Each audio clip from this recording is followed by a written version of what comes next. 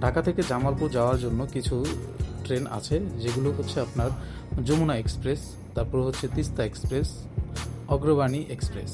ভাড়া অ্যাপ্রক্সিমেটলি সাধারণত আপনার 200 থেকে 250 টাকা হয়ে থাকে, এবং এসিতে হচ্ছে আপনার 300 থেকে 350 পর্যন্ত হয়ে থাকে।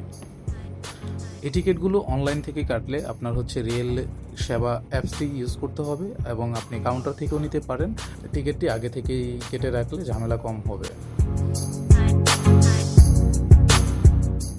আমি আমার প্ল্যাটফর্মে চলে আসছি, এখন আমি ট্রেনে উঠব, এবং আমার যে সিট কাটা আছে বা টিকিট আছে সেই টিকিটে আমার সিট নাম্বার দেওয়া আছে। আমি সিট নাম্বার অনুযায়ী আমার সিটে আমি বসে পড়ব। এবং আজকে দেখা যাচ্ছে যে ট্রেনে অনেক লোকজন, অনেক ক্রাউড দেখা যাচ্ছে। এখানে অনেক মানুষ বাড়িতে যাচ্ছে বা হয়তো ঘুরতে যাচ্ছে, তবে এখানে হয়তো বা ট্রেনের মধ্যে অনেক লোক দাঁড়িয়েও থাকবে। তো দেখা যাক যে কি হয়, এখন পর্যন্ত বলা যাচ্ছে না।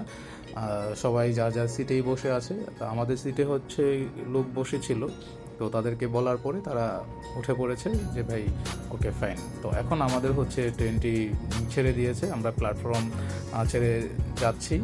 তো জার্নি শুরু হচ্ছে আমাদের।